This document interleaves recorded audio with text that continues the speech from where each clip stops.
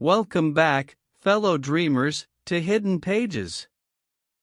Today, we are strapping ourselves in for an exhilarating ride through the life of Soichiro Honda. You know his name from the powerful cars, sleek motorcycles, and reliable engines that bear the Honda badge around the world.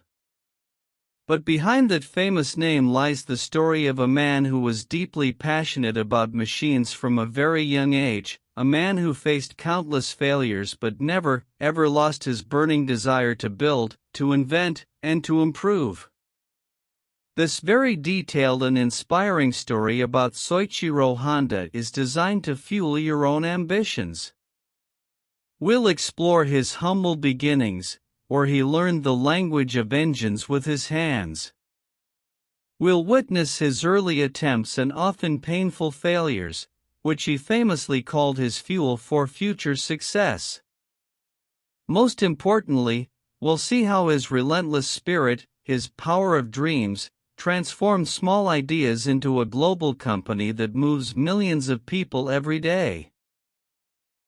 Prepare to be incredibly motivated by a true visionary who built an empire, not on money, but on passion and persistence.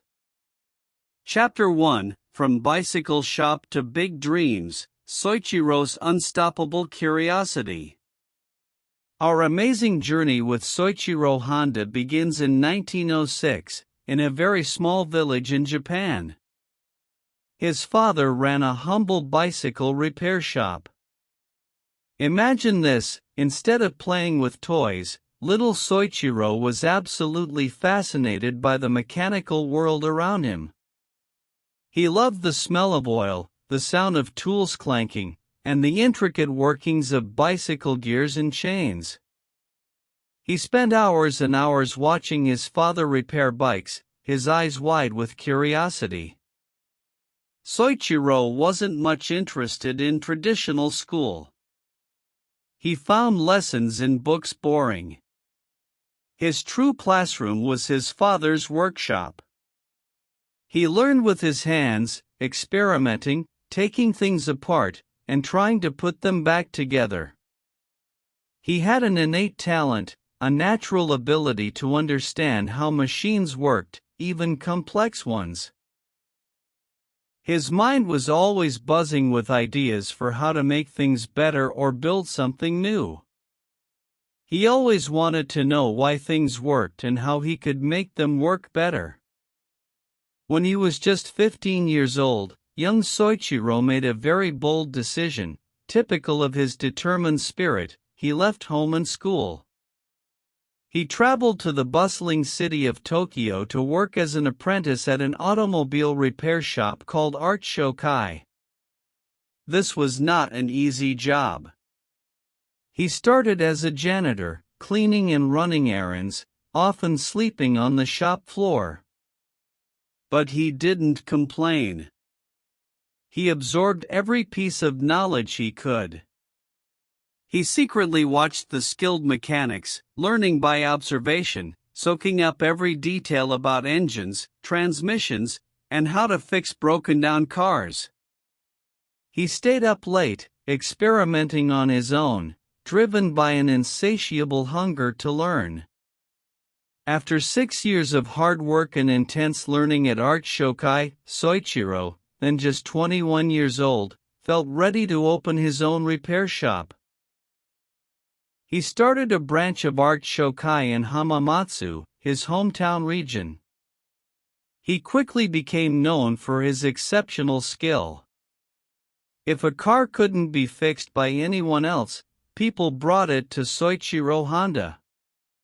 He was famous for his ingenuity, his ability to figure out difficult problems and invent clever solutions.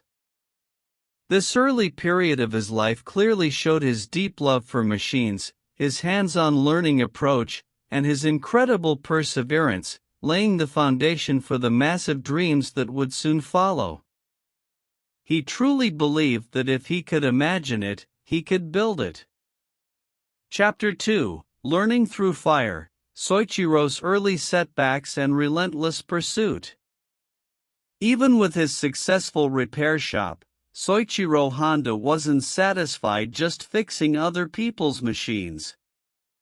He wanted to build his own. His next big dream was to manufacture piston rings. These are crucial metal parts inside an engine that help it work properly. He believed he could make better ones than anyone else. So, in 1937, he started a small company called Tokai Seiki Heavy Industry to make piston rings. What do you think happened next? Was it an instant success? Absolutely not. This was a period of immense struggle and repeated failures for Soichiro. He faced setback after setback. His first piston rings were not good enough. They broke easily, or they didn't fit right. They were rejected by major companies like Toyota, who told him his products were simply not up to standard. Imagine the disappointment. He poured all his energy and money into this venture, only to be met with constant rejection and even ridicule. People questioned his ability, saying he wasn't educated enough. But Soichiro Honda was not a man to be defeated by a no. In fact, he famously said, "My greatest strength is that I never give up." When his piston rings were rejected, he didn't blame others. Instead, he went back to the drawing board. He knew he lacked formal engineering knowledge, so what did he do? He decided to go back to school, not full-time, but to an engineering school at night. He would work all day, then study all night, often falling asleep over his blueprints. He even learned how to melt metal properly by visiting local factories and watching experts, sometimes even stealing their techniques by just observing. During this incredibly difficult time, he was so dedicated to his work that he sometimes ran out of money for food. He would pawn his wife's jewelry to buy supplies or just to eat. He worked tirelessly, sometimes going days without proper rest. His stubborn determination finally paid off. After many years of trying, countless failed attempts, and immense personal sacrifice, Soichiro Honda finally created a piston ring that met Toyota's high standards.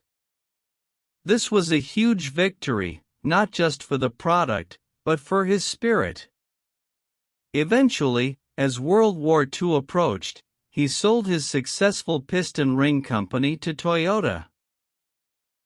This provided him with a significant amount of money.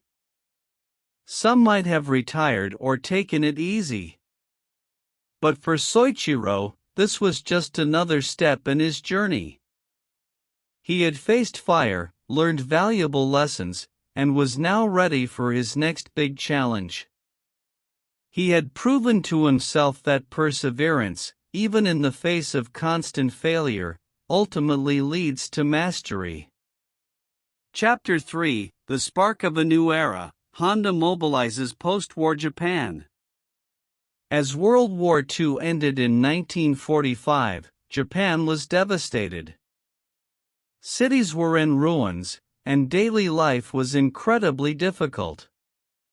Transportation was a huge problem, cars were scarce, and gasoline was almost impossible to find. People relied heavily on bicycles, but they were slow and tiring. Soichiro Honda, with his money from selling his piston ring company and his endless passion for engines, saw a new opportunity, not just for business, but to help his struggling country. He had a brilliant and practical idea. What if he could attach small, simple engines to ordinary bicycles? This would turn them into basic, affordable motorcycles, allowing people to travel further and faster without exhausting themselves. He believed this could truly help mobilize a nation that was desperate to rebuild. So, in 1946, Soichiro Honda established the Honda Technical Research Institute. His first true product was incredibly humble. He found a batch of small, surplus two-stroke engines that were originally designed to power army generators during the war. He bought these engines cheaply and began adapting them to fit bicycles. These early motorized bicycles were simple, but they worked. They allowed people to commute to work, transport goods, and generally move more freely, bringing a sense of hope and progress to a weary populace. The demand for these motorized bicycles quickly grew. People lined up to buy them. Soichiro Honda's ingenious solution was exactly what Japan needed. This success proved to him that there was a massive market for affordable, reliable personal transportation. Building on this momentum, in 1948, Soichiro Honda officially founded the Honda Motor Company. His vision was clear: to build engines, and eventually vehicles, that would provide convenient and affordable mobility for everyone. His first complete motorcycle, the Dream D-Type, was released in 1949.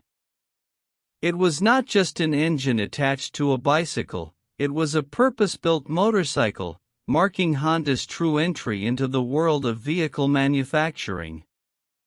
From these humble beginnings, adapting surplus engines to bicycles in a war-torn country, Soichiro Honda showed his incredible foresight and determination. He wasn't just building machines, he was building a dream of mobility, helping to rebuild a nation, and laying the groundwork for a global automotive powerhouse. He believed that if you provided a quality product that served a real need, success would follow, and his power of dreams was just getting started. Chapter 4: Racing Towards Greatness, From Motorcycles to Revolutionary Cars. With the Honda Motor Company now established, Soichiro Honda's ambition soared. He wasn't content with just providing basic transportation, he wanted to build the best engines and vehicles in the world. He instilled a philosophy of constant improvement and aggressive challenge within his company. A bold move that truly showcased Honda's spirit was entering the incredibly challenging world of motorcycle racing. In the 1950s, the most prestigious motorcycle race was the Isle of Man TT Tourist Trophy in the United Kingdom. It was a brutal race on dangerous public roads, considered the ultimate test of a motorcycle's speed, reliability, and an engineer's skill. Many people told Soichiro that Japanese motorcycles couldn't compete with the established European giants. What do you think happened in Honda's first attempts at the Isle of Man TT? They failed. Their motorcycles were not fast enough, they broke down, and they were far behind the competition. But true to his character, Soichiro Honda did not give up. He famously told his engineers after early defeats, "We will not be defeated. We will win next time." He pushed his teams to analyze every failure, learn from every mistake, and innovate relentlessly. He invested heavily in research and development, constantly striving for perfection. And then, in 1961, after years of relentless effort, Honda finally achieved victory at the Isle of Man TT. Not just one victory, but they dominated the races, winning in multiple categories. This was a monumental achievement that stunned the world and proved that Honda could build world-class motorcycles. It cemented Honda's reputation for engineering excellence and became a symbol of their spirit of challenge. Having conquered the world of motorcycles, Soichiro Honda set his sights on an even bigger challenge: automobiles, cars. This was met with huge resistance, even from the Japanese government, who initially tried to prevent Honda from entering the car market, believing there were already enough car manufacturers. They wanted Honda to stick to motorcycles. But Soichiro Honda, ever the defiant visionary, refused to be told what he could or could not build. He famously said, "If I don't follow my dreams, I might as well be dead." He pushed his engineers to develop new, innovative cars. Honda's first car was a small sports car, the S500, launched in 1963. But the real game-changer came later. During the 1970s, when the world faced a severe oil crisis and gasoline became very expensive, Honda introduced compact, fuel-efficient cars like the Civic, 1972, and later the Accord, 1976. These cars were incredibly reliable, economical, and well-designed. They were exactly what people needed. The Honda Civic and Accord became huge successes, especially in the United States, transforming Honda into a global automotive giant, famous for its quality, innovation, and efficiency. Soichiro Honda proved that challenging the status quo and pursuing dreams relentlessly, even against strong opposition, could lead to extraordinary achievements. Chapter 5: The Power of Dreams, the Spirit of Challenge, Soichiro Honda's Enduring Legacy. Soichiro Honda retired from active management of the Honda Motor Company in 1973, but he remained a powerful inspirational figure until his passing in 1991 at the age of 84. His legacy extends far beyond the millions of cars, motorcycles, and power products that bear his name. It is a legacy built on a unique philosophy that continues to drive the Honda Company today, known as the Honda Way. What are the profound lessons we can learn from Soichiro Honda's remarkable life? The power of dreams, his most famous motto, "The power of dreams," wasn't just a slogan, it was his life's guiding principle. He believed that everything great starts with a bold, almost impossible dream, and that courage to pursue it is paramount. He showed that dreams are the fuel for innovation. Embrace failure as fuel. Soichiro Honda didn't see failures as roadblocks, he saw them as essential learning opportunities. He famously said, "Success is 99% failure." Every rejected piston ring, every lost race, every initial struggle was meticulously analyzed to understand what went wrong, leading directly to future improvements and ultimate victory. He taught that mistakes are not the end, but stepping stones to mastery. Unwavering perseverance, never give up, this was the core of his being. Whether it was studying at night to perfect piston rings, tirelessly improving race motorcycles after defeat, or defying government opposition to build cars, his stubborn determination was unbreakable. He believed that if you simply keep trying, success will eventually find you. The spirit of challenge, he constantly pushed boundaries, always striving to build something better, faster, or more efficient than anyone else. He instilled a culture of innovation and taking on difficult, seemingly impossible challenges. He was never content with good enough. Hands-on learning and respect for craftsmanship. Despite his immense success, Soichiro Honda remained a mechanic at heart. He believed in getting his hands dirty, in understanding the machine from the inside out. He had deep respect for engineers, mechanics, and the value of practical skill over mere theory. Customer first, always innovate. He genuinely wanted to create products that made people's lives better and offered them greater freedom and mobility. This customer-centric approach, combined with a ceaseless drive for innovation, fueled Honda's global success. Soichiro Honda's life is a masterclass in entrepreneurship, engineering, and the human spirit. He transformed a struggling post-war nation's transportation landscape, defied global giants, and built one of the world's most respected brands. He taught us that true greatness comes not from avoiding mistakes, but from learning from them, not from giving up when things get tough, but from having the power of dreams to relentlessly pursue what seems impossible. His story reminds us all that our greatest creations often emerge from our greatest challenges, fueled by an unbreakable spirit. In clear, simple terms, Soichiro Honda was a Japanese boy who loved machines and engines more than school. He worked at a car repair shop when he was young, learning everything with his hands.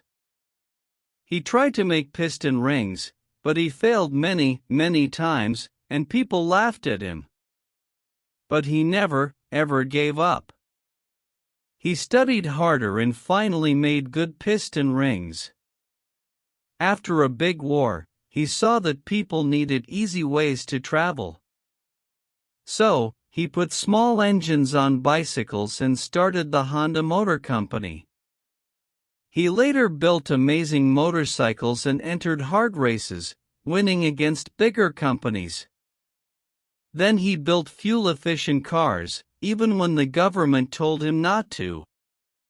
Soichiro Honda always believed in the power of dreams and said his greatest strength was that he never quit. His life shows us that hard work, learning from mistakes, and never giving up can lead to incredible success and change the world.